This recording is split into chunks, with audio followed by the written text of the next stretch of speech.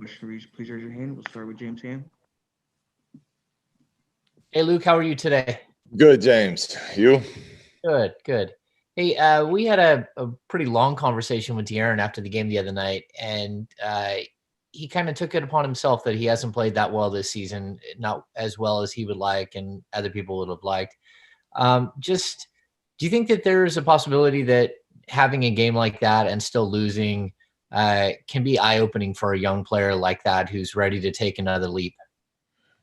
Well, I thought that he played a very good game for us offensively and defensively. I don't think it doesn't just happen, one game, but I do think, I think he's gotten bigger and stronger over the summer. I think he felt some of that last night or last game.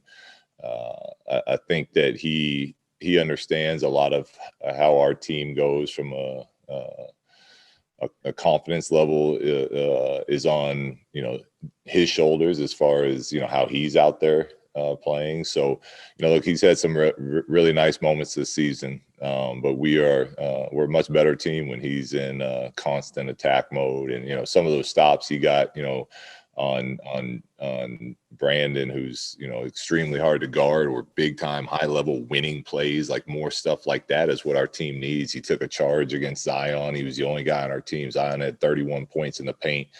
And De'Aaron was the only one to take a charge on him. So he did a lot of things that lead to winning last night. And we need more out of that from our entire team.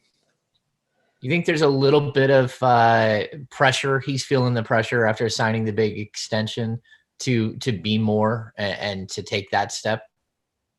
Yeah. I mean, I don't know. You got to ask him that. It's natural. I feel like, you sign those type of deals, there's probably pressure there, but it's, again, to me, those are one of those things. It's case by case. If I were to sign it, I'd feel a ton of pressure. If Kobe signed it, he wouldn't think twice about it. So it's more of an individual study than being able to just generalize it like that.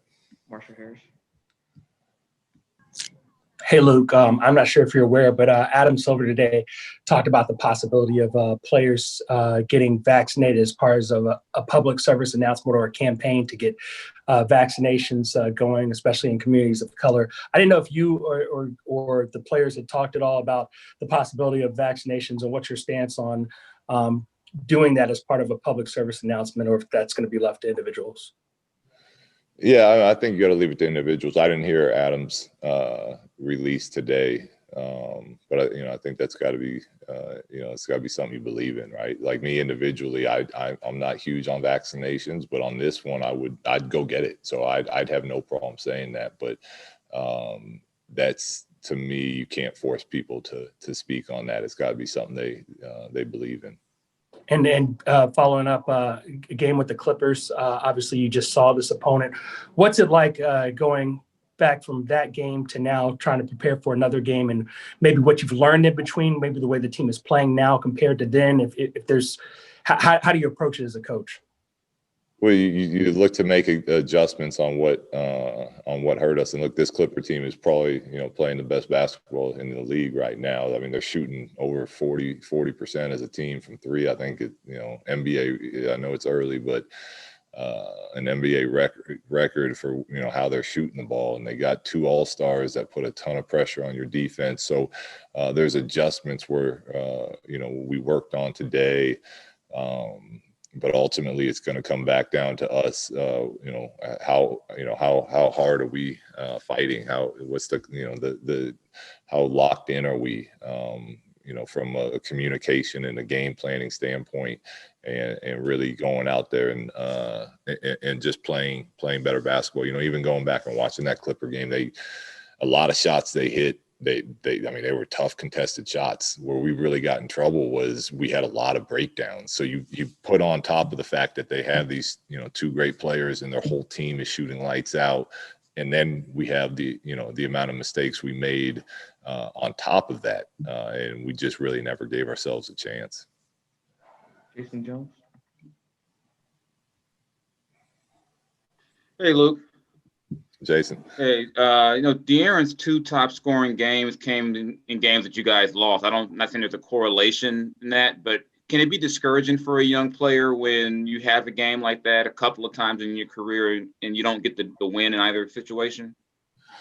It can be. I don't think with him it is. I think he he understands where we're at and where we're trying to get to. That's something that can be a factor. But I think he's I think he sees what we need from him and where we're at, and I think he's still gonna he's still in a good place mentally, as far as even though he had big games we lost, so he'll be fine. And just looking at the Clippers, I mean, it wasn't that long ago that you saw the Clippers. In some ways, is it good that you're getting them again so quickly, given the way the last game went? Yeah, I mean, I don't know if it's good to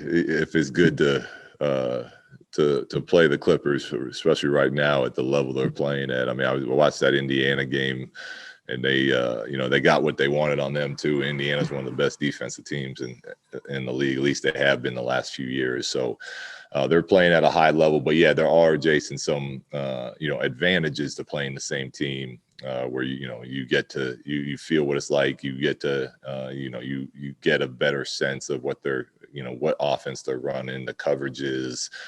We can show on film, like when we guarded it this way, we had success doing it. So to kind of be able to beat that home with the guys is good. Tony Harvey. Yeah, good afternoon, Coach Walton. Back to that 7-game homestand.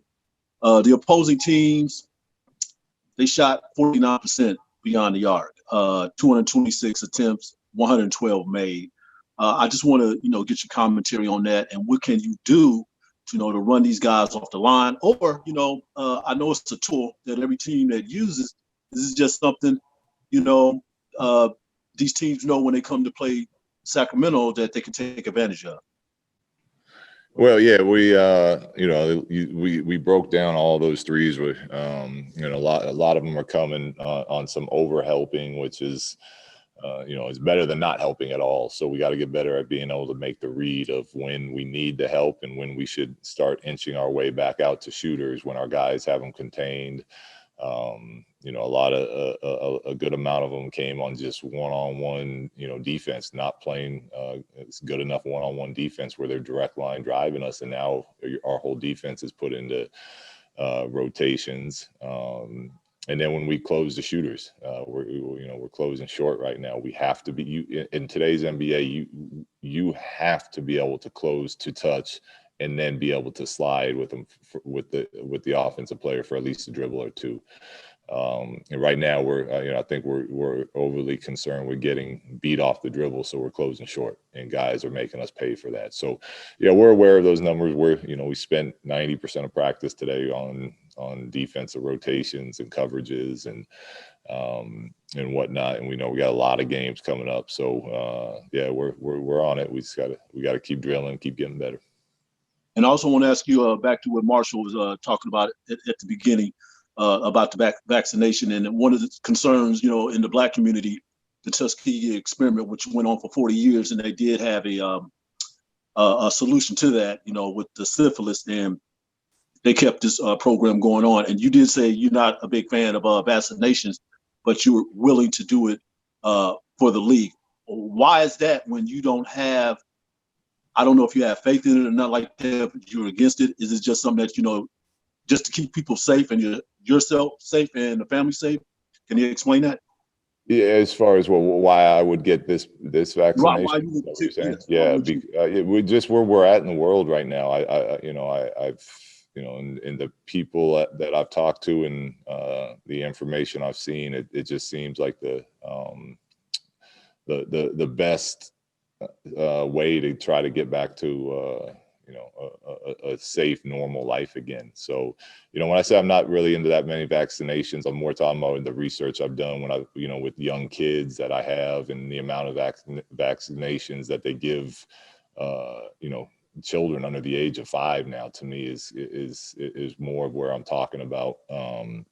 that I'm not a fan of. So, I try to hold those as long as I could.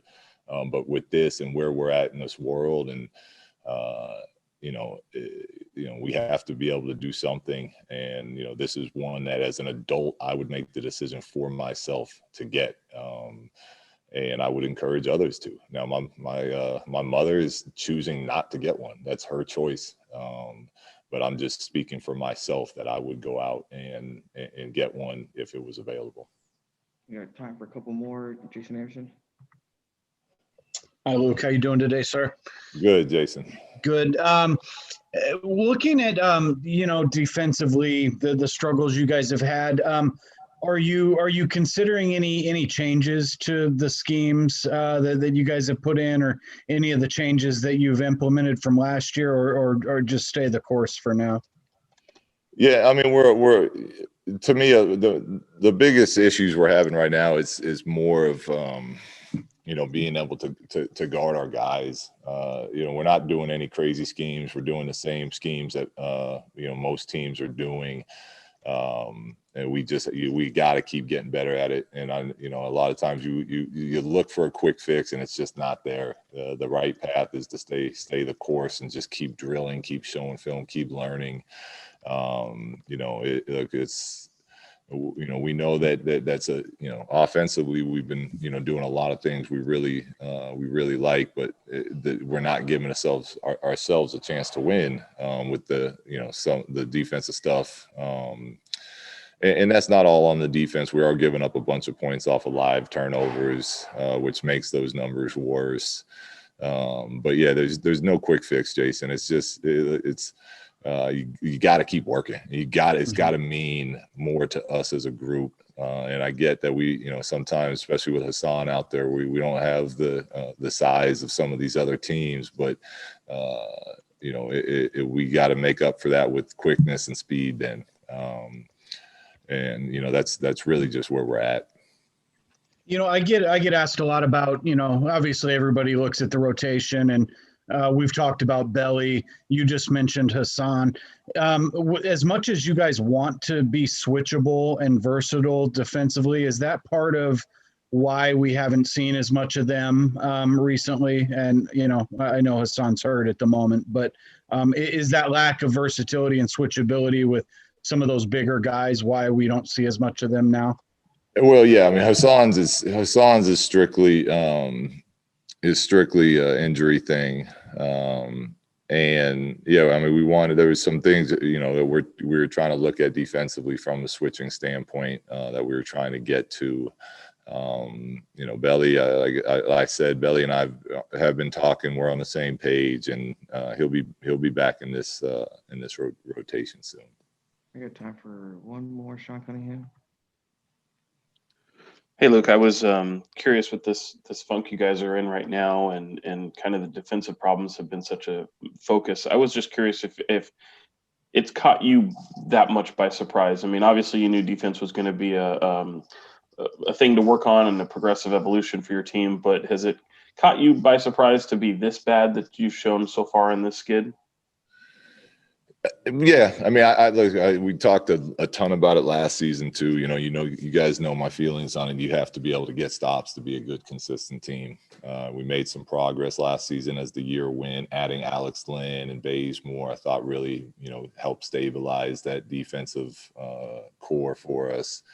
And we're playing some new groupings this year, and we knew that this would be something that was going to be area that we have to get much better at, and that we'd have some struggles. So that part of it, I'm not surprised by the amount of points we're giving up. Is I could promise you, I didn't think it would be that many. I knew playing trying to really push the idea of playing faster, that leads to a lot of defensive breakdowns. So I knew all those variables going into it. But here we are, and we're aware of it now. And whether it surprised me or not, it doesn't matter as much as how are we going to fix it and what are we going to do to get better at it. And that's where our focus is. That's why today's practice again was 90% defense, 10% offense.